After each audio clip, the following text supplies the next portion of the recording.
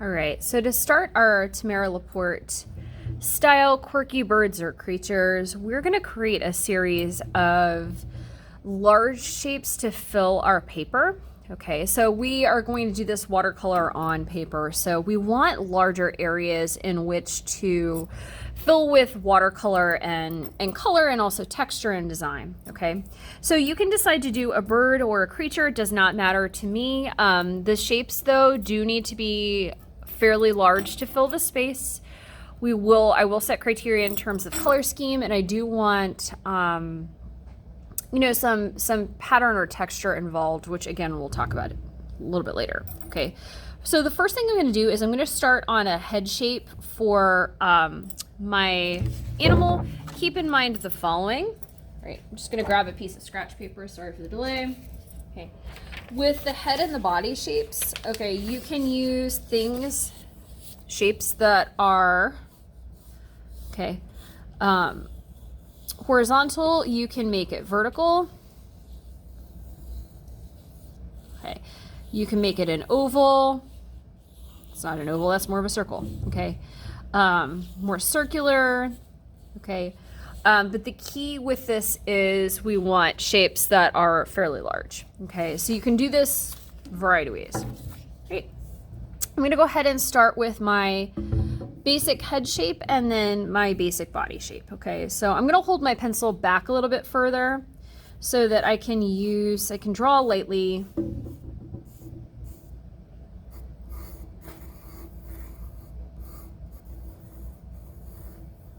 My quirky creature is going to have sort of a large head like this, and they're also going to have a similar body shape. In fact, I think I lied. I think I'm going to make my body shape for this almost the same size as the head.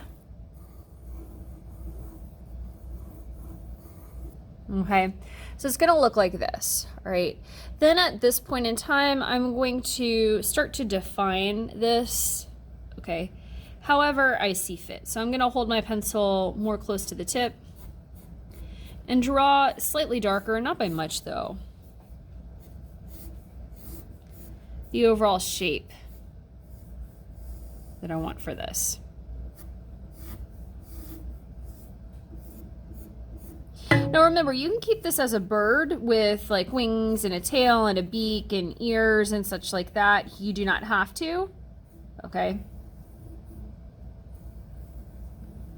You can make it a quirky creature if you would like, but the key is to get some larger shapes in which to fill with color. Okay, now in a couple of moments I'm going to sketch out a beak. I'm going to make mine a bird. So a beak is essentially an upside down triangle. So mine's going to look like this. I'm going to round it. You can make this large, small. You don't even have to do a beak necessarily. Okay. And then I'm going to make one sort of wonky eye, one that's a little bit more fanciful.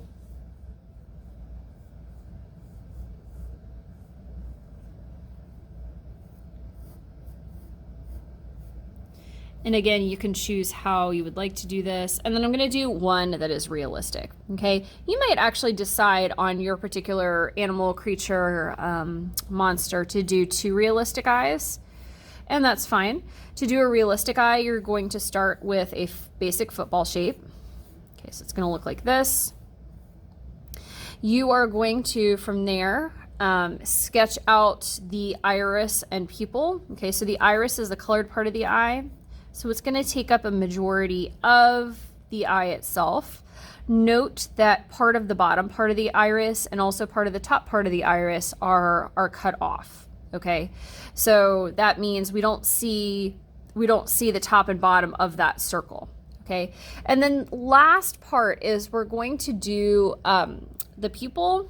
Okay, and for the pupil we're going to make it pretty large. We're going to make it fill most of decent portion of the interior of the eye space, but we're going to make the top of it cut off, just like we did with the iris.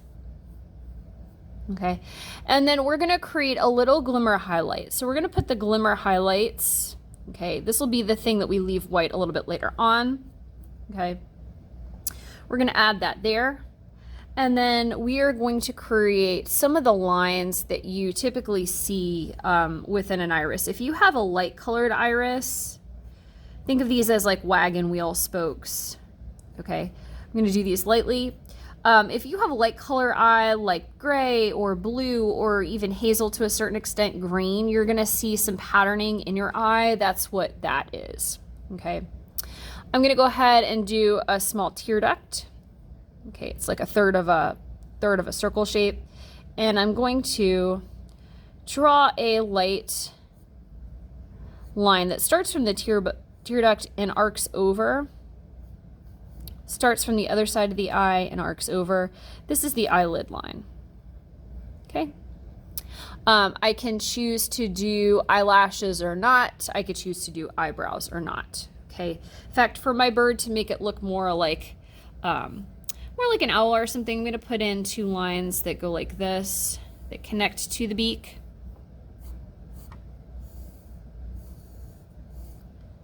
From the top part of the face. Okay. Oh, I forgot to add my nostrils in the beak. Okay. And maybe I'll add some eyelashes on this one toward the outside. Eyelashes on the right eye will go to the left. Eyelashes on the left eye will go to... Sorry, eyelashes on the right eye will go to the right. Eyelashes on the left eye will go to the left.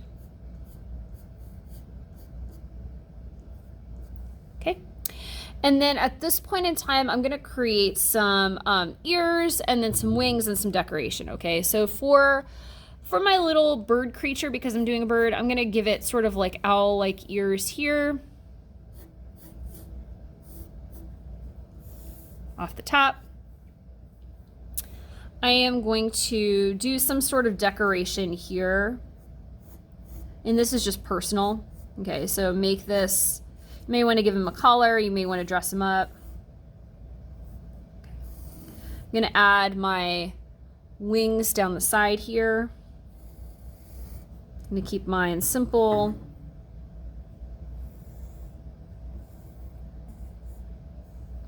And then I'm going to go ahead and do my feet. Keep them pointed.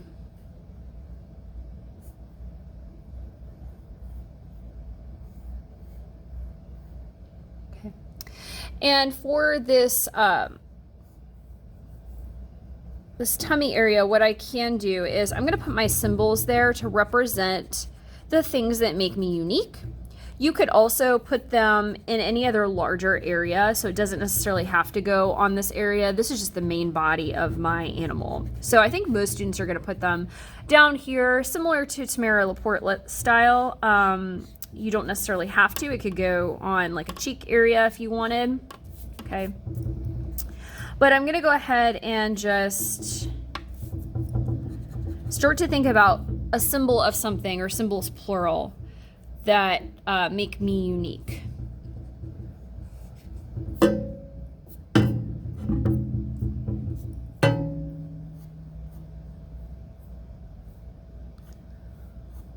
think I'm going to make some decoration down here. Hold up. There we go.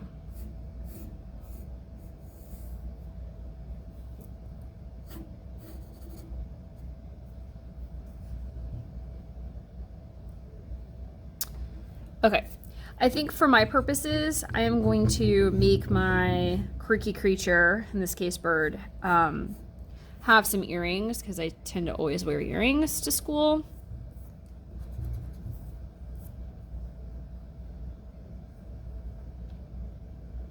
I also actually may give mine a headband. We'll see.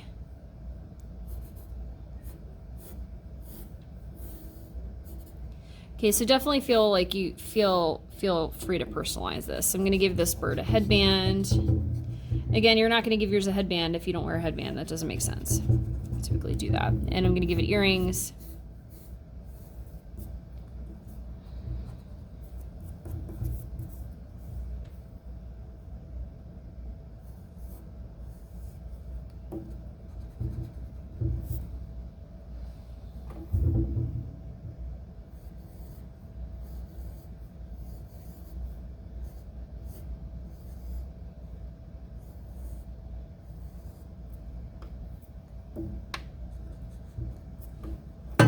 And then I'm going to start to think about symbols that I can put in here, okay, to represent what makes me unique, okay? If I wanted to, I could even write this down. I don't know how I'm going to have you guys do that at this point in time, all right? But I'm going to come up with something that makes me unique.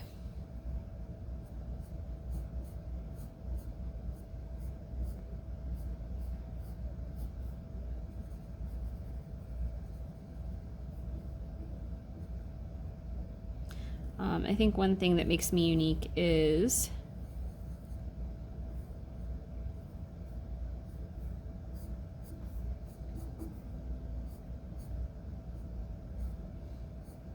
I have a cat.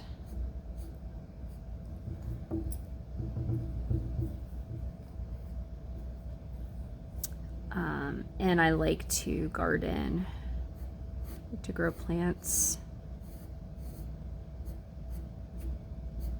I'm gonna draw some leaves here. Don't add these symbols if they don't relate to you, okay? So this can be legible to other people. It doesn't necessarily have to be.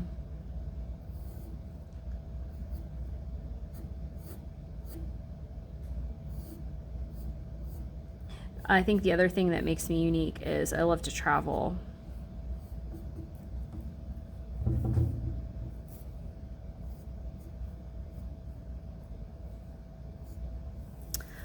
Maybe I would draw an airplane or something here. I don't know. I think you kind of get the point though.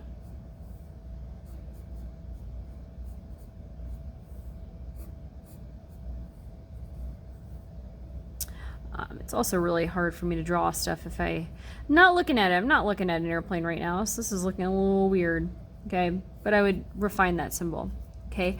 So at this point in time, I've got my symbols that represent unique things about me. And I have the start of a drawing that I can fill with watercolor and watercolor techniques, okay? So this currently has filled the page. It's large and in charge. It has larger areas for me to fill with watercolor. And it's really the perfect start for, you know, starting to add color and pattern, which can, you know, indicate texture. Okay, so this quirky creature is well on its way to becoming colorized.